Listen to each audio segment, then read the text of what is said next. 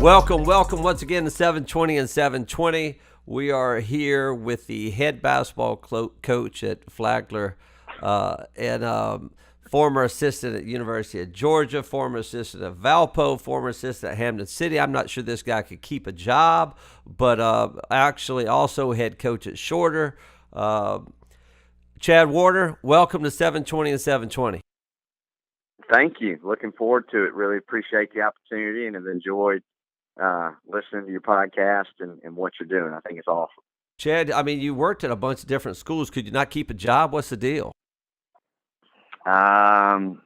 Yeah, I don't know. I don't know. It's the company you keep, I guess. I mean, you had success. You kept on moving around. Great.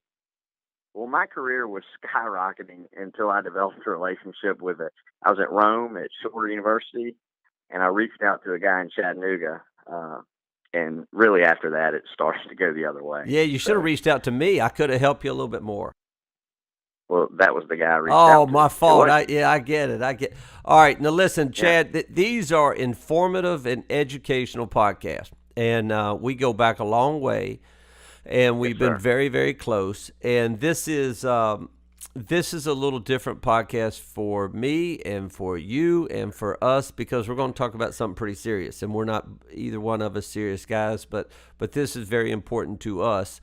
And what we're going to talk about today is really mental health for leaders and for head coaches and for business leaders. And I lived it as a head coach for 9 years on the Division I level. You live it. All people live with this issue on how to survive the stress, I guess. And so, you tell us because you've been a leader of a bunch of different programs. Tell us about it and tell us how you deal with it. Well, first off, I think, you tee that up well because everyone deals with or manages stress in their life. And I think for me, I didn't realize I had a problem with it until I was sick. And, one of the things that I've really, you don't have to be sick to get better. Whether you do have a problem with anxiety or depression, you can still get better even if you don't feel like you have a problem. I think there's a couple thoughts that go into this. And the first was my entire life, I have been, I would have said type A. I sort of viewed that as a badge of honor, and I was it's just the way God made me. I have a lot of energy, a lot of adrenaline. And so I don't think I realized, even thinking back to when I was a sophomore in high school on the varsity basketball team, that I was dealing with a lot of stress. And what I mean by that is, I guess I thought of people that, when I heard the term stressing out, I pictured, your classmates running around before a history exam the day of, freaking out, going, oh my gosh, I haven't studied, I'm not prepared, just acting a fool. That's sort of what I always envision when people say, do you deal with stress? I'm like, no, I don't, because I didn't act that way. What I didn't realize is what was going on inside of me, regardless of my exterior, was stress. And from as long as I can remember, boy, my stomach has always churned at an incredibly high level. And I'm kind of addicted to it, Yeah, I kind of know what you're talking about. And for a long time, stress can be healthy. Like a deadline is healthy. It allows you to achieve things. And so for a long time in my life, it was healthy, I thought. It wasn't until it became supreme in my life till I got, my second year as a head coach, I got really sick and couldn't stop throwing up. And I had a headache every afternoon when I get home from practice. I was exhausted, and I would go to bed as soon as my head hit the pillow, and then 3 or 4 hours later, I would wake up wired, and for 3 hours I couldn't get back to sleep, and it just became a vicious cycle. And I didn't know I was sick, and I'm thankful that I got to the point where I felt so awful, you know, I was ready to get better. So that's a long entry into how my battle began with it. From that, a lot of good things have happened, and we can talk through some of those. But my first thought to that is everyone is managing stress at some level, and your body usually doesn't know the difference between good stress and bad stress. I didn't know that. And it can be an awful, dark, scary place, just to be candid with you. No, I don't think this is just for coaches. I think this is for everybody. That's why I wanted to do it because For sure. I've lived your life, you've lived my life, but everybody stresses. It doesn't matter if you're a housewife with three kids. It doesn't matter if you're the coach at Flagler or the coach at Chattanooga or the president of Regions Bank. Everybody stresses, and that's why I guess the first thing is to realize that we all do have some issues and we all stress. 100%. And in that vein, stress always, and again, people may argue this and disagree, but stress is going to revolve around your idols. And, wherever you put the most value, and I'm not even saying this is a bad thing, that's where you're going to see your stress. It's the things that keep you up at night or the dreams you dream about, good or bad. Though, a lot of times stress comes from really good things. There's nothing wrong with wanting to be a good coach. There's nothing wrong with wanting to be a great husband and father that provides for people. But when those things become supreme, that's what an idol is, something that's supreme in your life, it can get dangerous and slippery in a hurry. And so, again, a lot of my struggle was veiled in good stuff. Like, no, it's important. I should want to be an excellent coach. Well, no one would argue that. But when it became so supreme in my life, I couldn't handle it.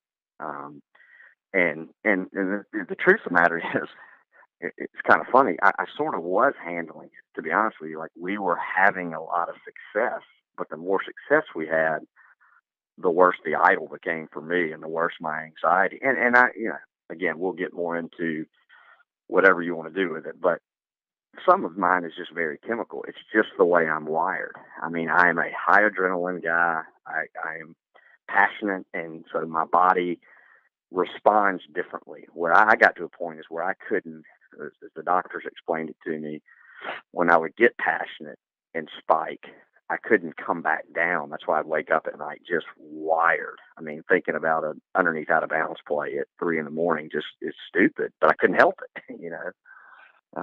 or worrying about how am I going to put, food on the table for my 3 children and my wife. I mean, again, there's nothing wrong with those things, but they became way too supreme in my mind, which wasn't functioning great, just to be honest. Well, how did we get to this year's Chad Warner when I called you and I said, "How you doing?" You said, "Awesome." And so how do we get past the stress on we're waking up at 3 o'clock in the morning to the new awesome Chad Warner?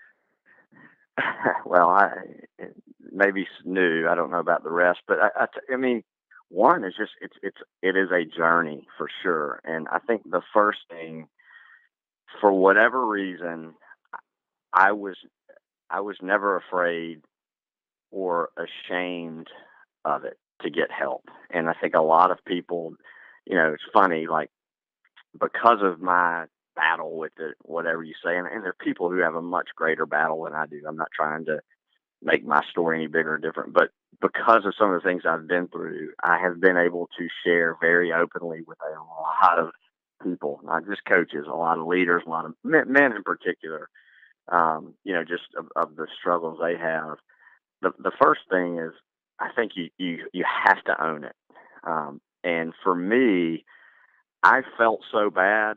I would have done anything to feel better. Like, I wasn't, people suggested go to a doctor. I'm like, which one?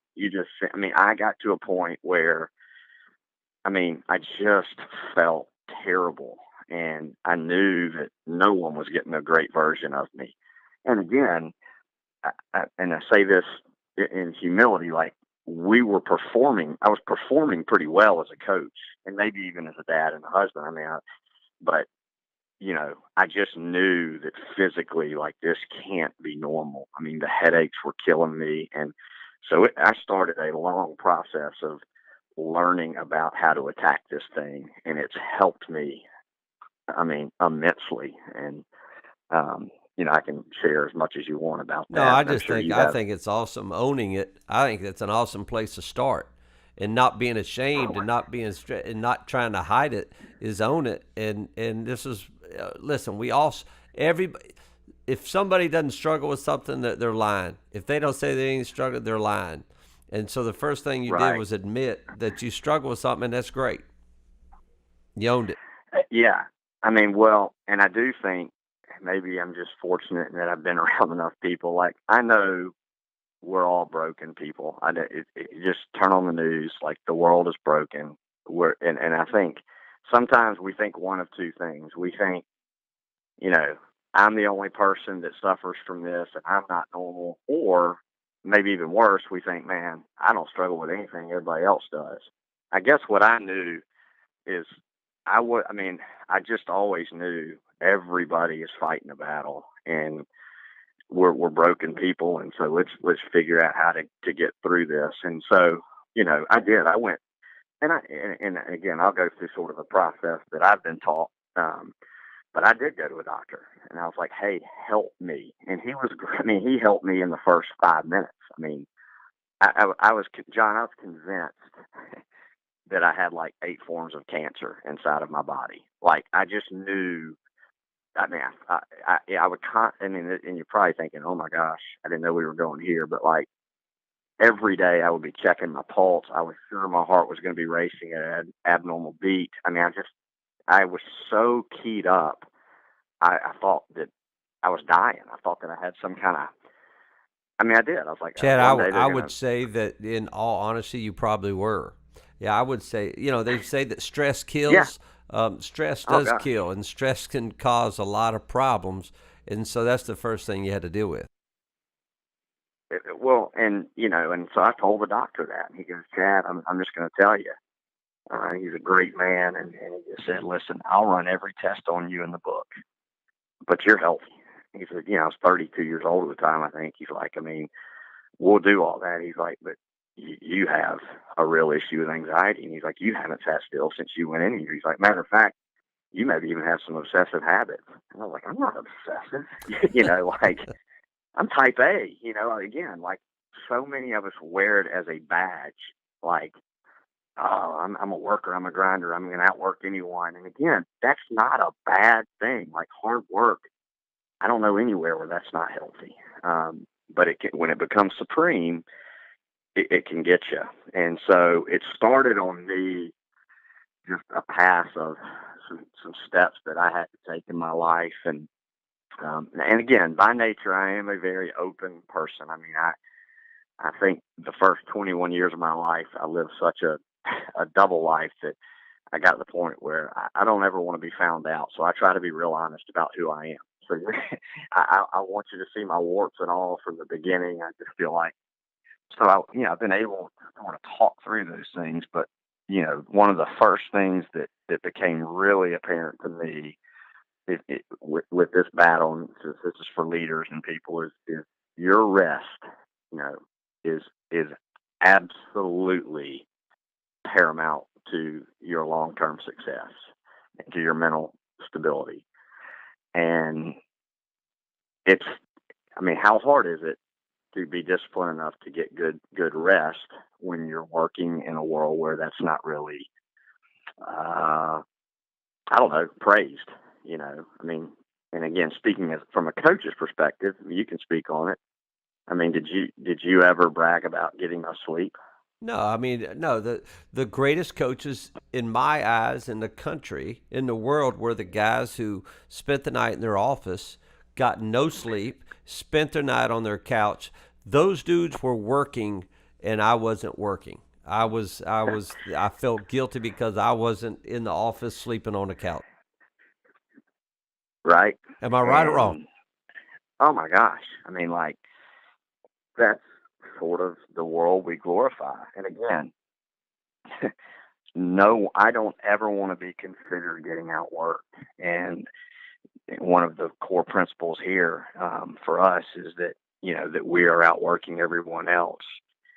But uh, law of diminishing returns. I mean, you better learn to be efficient. If you don't protect your rest, it's going to kill your performance. And luckily, we're starting to get to a place, at least with our athletes, where there's a lot of good studies coming out, especially in the NBA, about how your performance suffers when you Mm-hmm. don't rest. And so, so that's becoming a little more in vogue.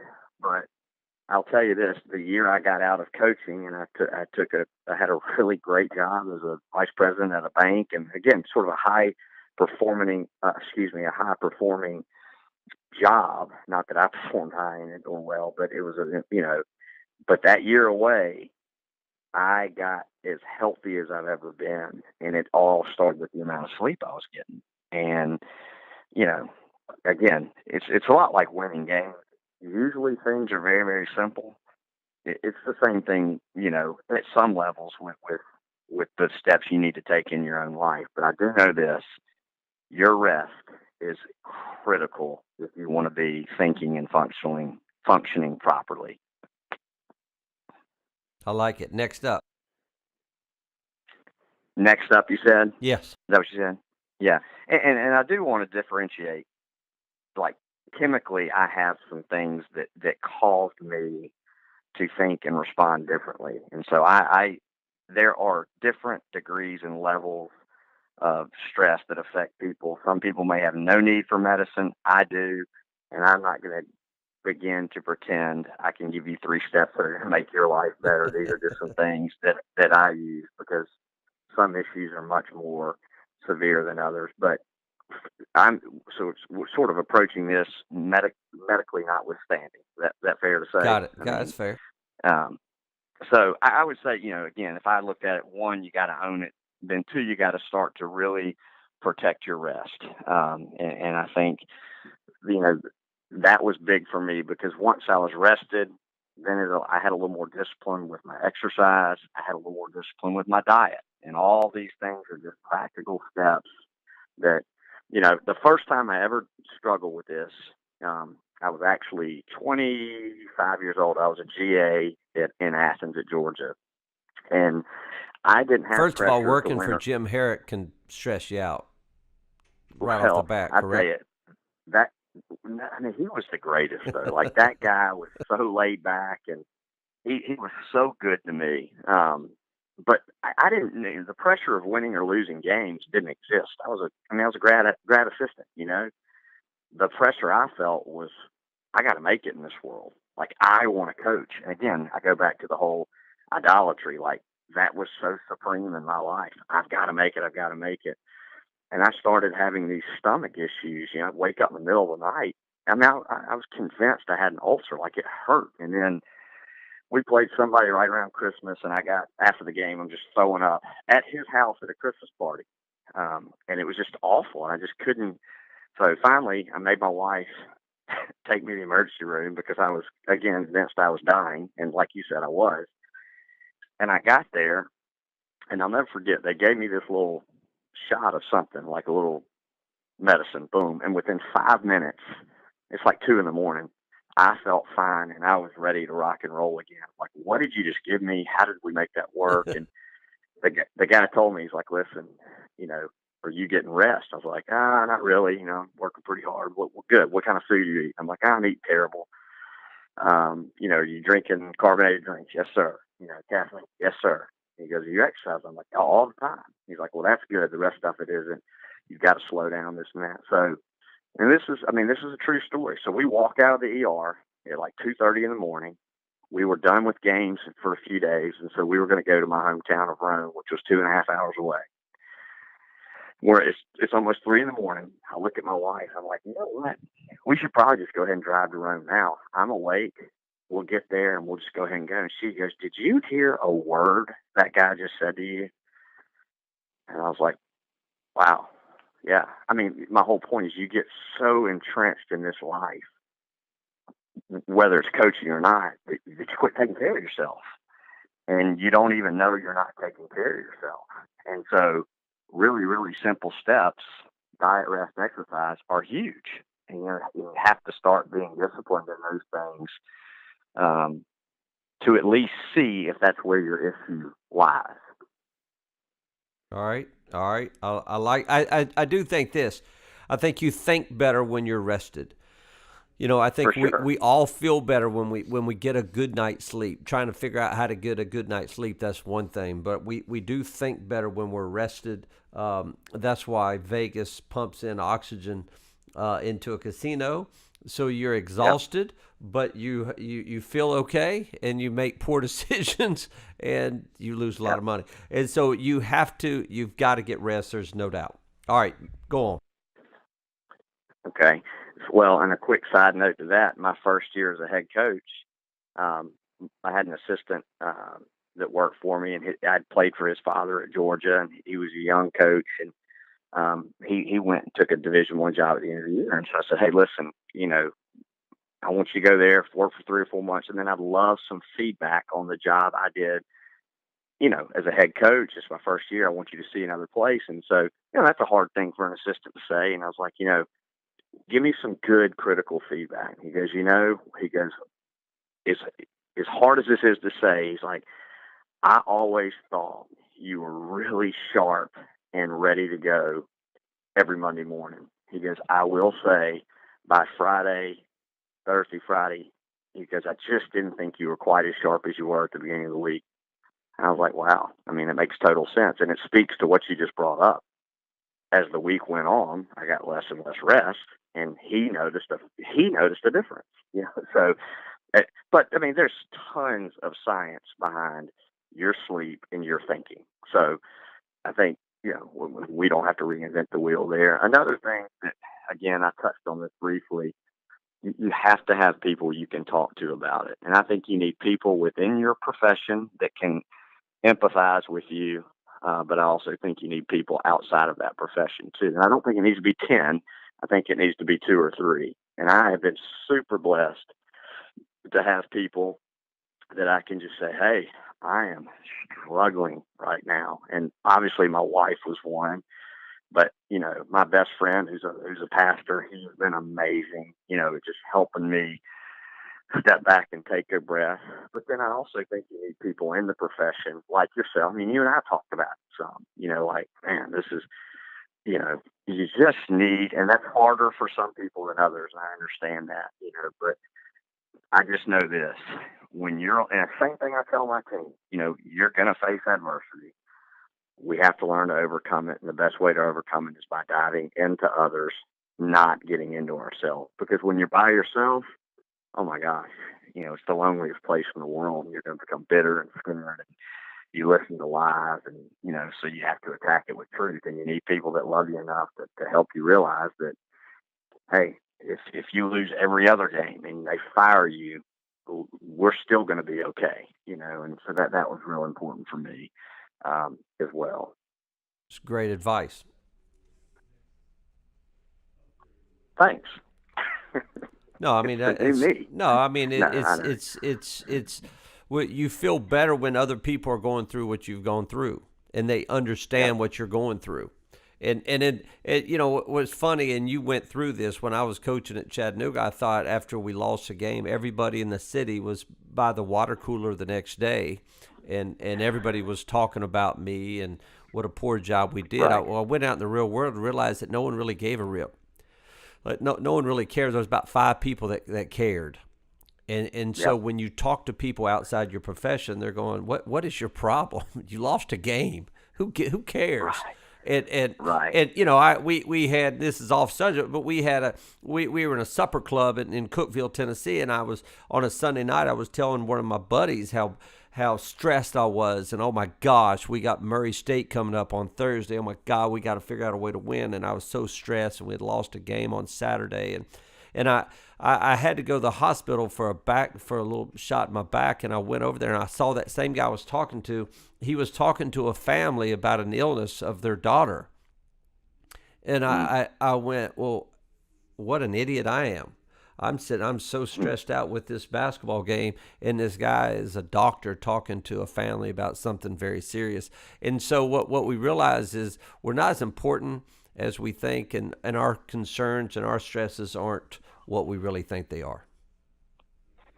Yeah, and but I'll tell you, when you're in the doldrums and in the battle, and again, I would say my struggle has not been as much with depression. I mean, I'm sure that's part of it, but mine is more just anxiety. I mean, just that sense of impending doom and worry has just it would just overwhelm you to the point of it's really hard to think clear by yourself, and that's why again I think it's just so important to have somebody, and it does matter. Like what you're doing matters, whether it's painting a fence or painting Mona Lisa, like it matters and it's important, but you're just not alone. I mean, again, I think the whole idea of you're not alone is just so, so important in our life. And, you texted me as we were talking through this and you said, what's a way, and maybe this would probably be my sort of my last point of my most recent kind of uh, growth in this area, is what's a way to help people stay positive. And I, without becoming too drawn out, I think one of my friends, one of my buddies in college who ended up living with me a little bit was Kirby Smart. He's at Georgia, the football coach at Georgia, and obviously he deals with this on a whole other level. Well, this summer I was able to spend a day with him and just kind of behind the scenes of their program and just watch the way they function. It was incredible. But they have sort of a peak performance mental health coach, Trevor Mowat, who comes and speaks to their team. And Trevor has worked with Alabama. He worked with Russell Wilson, and he is an elite sports performance or mental health performance coach. And he just happened to be in Athens the day I was there. And he is amazing. Okay. And I just happened uh, to hopefully providentially be there the day he presented to the team. And I knew a little bit about him because I had followed his work a little bit, but he is on to something that I think is absolutely a game changer and a life changer. And his whole thing is about staying neutral, eliminating negativity, but not through false positivity. It's with staying neutral. And so he started talking about this. I'm like, wait, this is really good. What are you talking about? You know what I mean? Like I knew it was good, but I also knew that I didn't understand it. And he goes, listen, positive thinking. He's like, I'm a positive thinker, but there's just not the scientific evidence that thinking positive changes performance. He says, we just don't have enough anecdotal evidence or scientific evidence. He goes, but we have tons of anecdotal and scientific evidence that negative thinking affects performance and it affects it negatively. We have to master thinking neutrally. And so I'm kind of like, okay, this is important. And I'm thinking more from a sports, from a sports point of view, right? I mean, Mm-hmm. that's kind of what I do. And he started walking me through this, and I was like, okay, Trevor. So like, if I had one thing, two things, obviously I don't have the budget that these programs have. Like, what do I need to take to my team? He goes, you have to eliminate negativity. I was like, okay, how do I do it? He goes, well, you have to start understanding how to think neutrally. And so we started really talking about it. And the neutral thinking in real simplified, seventh grade history terms as opposed to AP calculus is owning something that happens, not denying it, but not giving it any value on the next event in your life. Well, that made a lot of sense to me. And his whole point was like, you miss 7 shots in a row. The 8th shot has a life of its own. And you hear Coach Saban and Coach Smart always talking about each play has a life of its own. The first half and the second half aren't connected. You start thinking about that. But once you verbalize, man, I can't make a shot, you've just given it 10 times more life than a positive comment. It's 10 times more powerful once you verbalize No doubt. it. A negative thought is 7 times more powerful than a positive thought. So what he's saying is, it's not, yes, we as coaches, we need to have positive feedback, but you realize we got to have 7 positive thoughts to every 1 negative thought. And once it's verbalized, we have to have 10. So the way to get the win, so to speak, is by eliminating the negative and being neutral. Well, how do you do that? You think, that was a terrible shot. On to the next one. Well, guess where I've noticed it the most in my life? Ball games. No, myself and my children and my family. Like, it's been amazing watching our words. And again, and that was his whole thing, is we're not telling you to be Pollyanna pie in the sky. I'm going to make the next shot because I'm going to make it. Like, that's fine. And if that's who you are, that's good. But what they found is that puts undue pressure or stress on a lot of people. And that's the very thing we're trying to eliminate. And so this whole idea, and we're probably going a whole other direction in the podcast, but I think it's really helpful. No, that's good. Is to be, can we learn to be neutral? If I'm driving to work in the morning and a car pulls out in front of me and I hit the brakes and coffee spills on me, is my first thought, well, it's going to be one of those days. Well, the coffee spilling on me had nothing to do with the rest of that day until I just gave it life. And boy, have I seen that in my own life. Like, I am working every day to become a neutral thinker. And, that's its own form of mental toughness, but it's, negative is not a great thing in my life and usually in others. And so while that's a little different tangent from what we were talking about, when you said how is the way we can stay positive, I just thought it's worth mentioning. And the guy's name is Trevor Moawad. You can look him up online. It's been amazing. I cannot listen to enough of what he is preaching.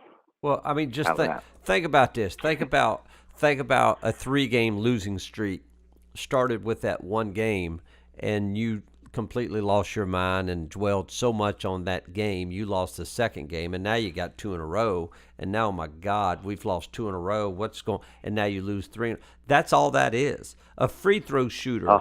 A free throw shooter. I used to tell guys, you have to say your word before you shoot a free throw, whatever your word is.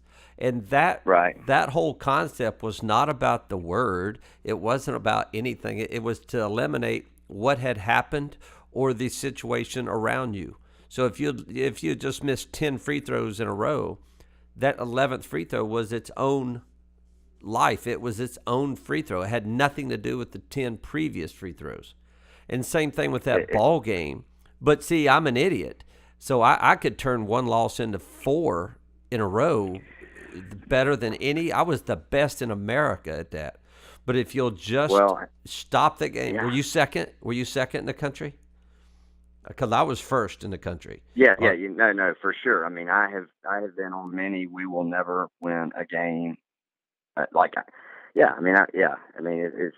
and again, I still fight it. And it's funny. I heard on a podcast they asked Trevor, "Hey, what's one thing you want your audience to know?" And he said, "I would hope I would want them to know that I struggle to implement these very truths in my life as much as I'm teaching them. Like, it's hard, and what we're talking about is hard. Like, mental health is hard, and it's not hard in a season. Like, you may be great in a season of life, but at some point, I can promise you, it's coming.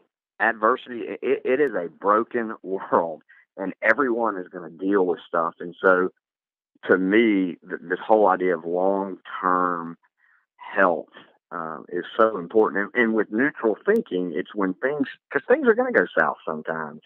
It's not so much, okay, I'm going to make the next one. It's, what do I need to do to give me the best chance to make the next one? So if you screw up at the bank and you're in charge of all these people and you lose your temper and rather than sitting there and going, oh my gosh, I've got no business being in this leadership position. I've just let down the bank and the shareholders and blah, blah, blah, blah. It's, all right, what do I need to do right now to start? What's the next right thing? What do I need to do right now so that may not happen again, or so that I can start making a positive impact? And it's, again, sounds simple, sounds easy. It is profound. And I'm seeing it with our team, like the guys who can think neutrally and move on. And I tell them all the time, like, we're not trying to take your passion from you, and we're not trying to tell you don't be upset when you don't do something right. That's not human. What we're telling you is own it and don't let it become negative. And it's, I will say this, the problems that we faced in a bank, I was there for 1 year, are the exact same problems that we face as a basketball team. They're masked themselves differently. They're played out differently with maybe a little bit more mature people, but it's all the same stuff. It's all selfishness. It's all, and the one thing that would kill a bank or kill a team or kill a church is just negativity. And when people become negative and critical, and you and I can both speak to this because I think we've probably been pretty good at it at times. I mean, it tears people down. And short term, being negative may have an effect. It may pressure people. I get that, but long term, it's a killer. I mean, it's an absolute killer. Chad Warner, you're awesome, man. Yeah, you know what the I'm awesome thing not. about you is that you're willing to share. You're willing to share that a lot of people are hiding behind, and you're willing to share. And you know, I mean, I've been a perfect coach. I never lost a game as a coach. I don't know about you, but no, you're willing to Yeah. share, and I do appreciate, you know, your honesty and your time. And this was going to be a little bit more serious than other ones that we had, but you know, we love you, and I love you, and I think you. I mean, you're phenomenal. I just wish you would have recruited one of my children. I mean, could not one of my children have played for you somewhere down the way? Well, that's that again. I We know that talk was about not negative, speaking. huh? No, we talk about not speaking lies. I mean, that's a lie. But anyway, I do. I mean, I know I rambled some, but it's a couple cups of coffee. But I do. Maybe it helps one person, and there. I just, if we all deal with it. I see it in every person I've ever met. Some people are just better at dealing with it, but I hope it's helpful to somebody, and I appreciate what you're doing, and I do. I love you, and you've always been a mentor and a friend, and you know, just appreciate what you're doing, and hope this is worth something to No, somebody. So, this was awesome, man. Appreciate your time. Thank you so much. Appreciate it. all right, man. Take care.